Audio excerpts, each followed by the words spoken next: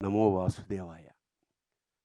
ఈ ఈ ఈ సినిమా గురించి మాట్లాడుతున్నప్పుడు గూడా తెలియని ఒక ఉద్విగ్నమైన ఫీలింగ్ కలుగుతుంది నాకు. ఆయన అశ్విను, నేను భరణి. మనతో వెంట వెంట అశ్విని తర్వాత భరణి. గీతా ఆర్ట్స్ అల్లు రామలింగయ్య గారు గొప్ప కమ్యూనిస్టు. గీతా ఆర్ట్స్ ఎందుకు పేరు పెట్టారో ఉత్తరోత్తర అల్లు అరవింద్ గారు వివరించారు. ఏదైనా గీతా సారాంశం ఏంటంటే మంచి కర్మకి మంచి ఫలితం తప్పకుండా లభిస్తుంది. వెరీ సింపుల్, అంతకన్నా ఏం లేదు. అలాగే వేటూరి మహానుభావుడు ఏనాడైతే అరవింద్ గారి గురించి ఒక్క లైన్ చెప్పాడు, అది జీవితాంతం మర్చిపోలేను. నిజంగా లక్షలు ఇవ్వచ్చు ఆ పదానికి. ఏమిటంటే అల్లు అరవింద్ని సంధి చేసి అల్లరి విందు అన్నారు. ఆయన ఎక్కడున్నా సరే మామూలు సరదాగా ఉండడానికి, అల్లరి చేయడానికి, కాకపోతే విందులాంటి అల్లరి చేయడం నిజంగా thank you so much sir. Aravind గారిని చాలా తక్కువ సార్లు కలుస్తాను, కానీ ప్రతిసారి ఓ మొమెంటరీ, ఓ జ్ఞాపకంగా మీకు మాత్రం ఖచ్చితంగా మా ఇద్దరి మధ్య అలా మిగిలిపోతుంది. అలాంటి అరవింద్ గారు నాకు ఫోన్ చేసి, ఇలాగా ఈ సినిమా అవుతుంది, దయచేసి ఖాళీగా ఉంటే మీరు ఒకసారి చూడండి అంటే, నేనే ఎందుకు చూడాలి సార్ అంటే, దాని గురించి మాట్లాడగలిగిన కొంచెం సాహితీ వ్యవసాయం చేస్తున్న వాళ్ళతో అంటే ఆ లెక్కన జొన్నవిత్తులు గారు కూడా ఉన్నారు కదా అన్న. నేను ఆయన కూడా పిలిచానండి అన్నాడు తమాషాగా. సరే, నిన్న కుటుంబ సమేతంగా మేము థియేటర్కి అల్లు అరవింద్ గారి ఏ అక్కడికే వెళ్ళి చూసాం sir. So it was not theatre sir, it was a temple yesterday. It was, I think the feeling is continuing. ఒక కూర్చున్న 5వ నిమిషానికి మేము లోపలికి వెళ్ళిపోయాం. ఏనాటి భక్త ప్రహ్లాద, ఎస్వి రంగారావు, నరసింహస్వామి, ఆ రోజారమణి, జీవము నీవే కదా అన్న పాట అక్కడ మొదలైపోయింది నాకు. అలా వస్తూనే ఉంది ఒక్కొక్క సీను.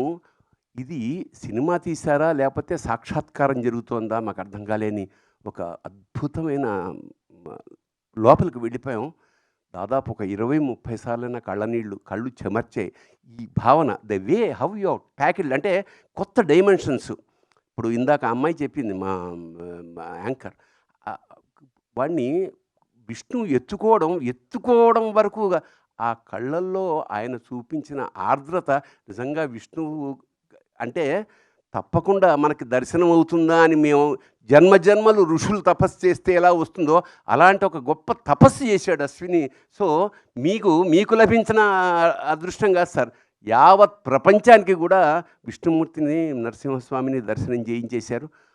ఆ చివరి మూమెంట్ ఏదైతే ఉందో ఆ 20 నిమిషాలు అంటే సభాముఖంగా మేము పిలవడానికి కూడా కారణం ఇది పూర్వజన్మల పుణ్యం. ఈ సినిమా చూడడం యోగం అన్నమాట. ఖచ్చితంగా ఒకసారి కాదు, ఎన్నిసార్లు మేము చూడాలో నాకే తెలియట్లేదు. ఎన్నిసార్లు చేసినా కొత్త ఎక్స్పీరియన్స్. ప్రతి క్షణాన్ని ఈ మధ్యకాలంలో ఎంజాయ్ చేసిన పరిపూర్ణమైన సినిమా ఇది. ఆ గ్రాఫిక్స్ జనరల్గా ఏమిటంటే గ్రాఫిక్స్లో చాలా రకాల లోపాలు ఉంటాయి, కానీ ఇక్కడ ఏమంటే ఆ భావాలతోటి, వాళ్ళ కదలికలతోటి, ఆ డీటెయిల్స్ తోటి, ఆ కళ్ళల్లో ఉండే కరుణతోటి మొత్తం కబ్జా చేసేసారు మా మనస్సులు, హృదయాలు ద్రవించేసాయి. ఇంకా చివరికి ఇది మహావతారం ఎందుకని పెట్టారా, అవతారమే కదా అంటే నిజంగా అంత పెద్ద నారసింహుణ్ణి నా జీవితంలో చూశారు. కానీ స్క్రీన్ అంతా నిండిపోయి విశ్వరూప సందర్శనం ఏకకాలంలో ఎలా జరిగితే ఎలా ఒళ్ళు గగరు పుడుతుందో అలా ఒక ఉద్వేగానికి లోనైపోయాం. నిజంగా ఇది రసాత్మకం, కళాత్మకం. ఇంకోటంటే ఒక్క విషయం చెప్పాలి, ఇది తీసిన వాళ్ళు, చేసిన వాళ్ళు, రాసిన వాళ్ళు, తీసిన వాళ్ళు, చూసిన వాళ్ళు కూడా ధన్యులే. అంత అంత అంత గొప్ప అనుభూతిని కలగజేసినగా సార్. నిజంగా ఎప్పుడో తప్ప సినిమాలకి వెళ్ళమండి, ఏదో రెగ్యులర్గా అదే వృత్తి కదా, పెద్ద సినిమా ఏం చూస్తాను అన్న అంటే మిఠాయి కుట్టువాడు మిఠాయికి షాపు తిన్నట్టు. బట్ నిన్న వెళ్ళకపోయి ఉంటే మా జీవితంలో చాలా కోల్పోయి ఉండేవాళ్ళమేమో అనిపిస్తుంది. తప్పకుండా మళ్ళా చూడాలా. అంతా అయిపోయే సార్ మేము సినిమా బయటకు వస్తుంటే మా మనవడు కూడా వచ్చాడు, 3 ఏళ్ల వాడు. వాడిని జొన్నవిత్తులు గారు అడిగారు లిఫ్ట్లో, ఒరే నువ్వు భక్త ప్రహ్లాదుడివా నారసింహుడివా అంటే వాడు అన్నాడు. అంటే ఒక 3 ఏళ్ల వాడి మనస్సులోకి నరసింహస్వామి ఎలా ప్రవేశించేసాడో ఆశ్చర్యం వేస్తోంది. ఈ సినిమా సార్ మీరు 2 ఏళ్ళకోసారి ప్లాన్ చేస్తున్నారు కదా! I think Deepti will run for 2 years sir continuously. Yes. Then only you have to take another project. అట్లాగా I think it's a big project ఇది Lord has given you sir. I think this is the greatest opportunity of our lifes. ఒక cinema ఒక కావ్యంలాగా, అలాగే సనాతన ధర్మాన్ని ఇంత అంటే ఎక్కువ ప్రచారం ఏమి అక్కర్లేదండి. ఒక్కసారి సినిమా చూస్తే అది గుండెల లోపలికి వెళ్ళిపోయింది.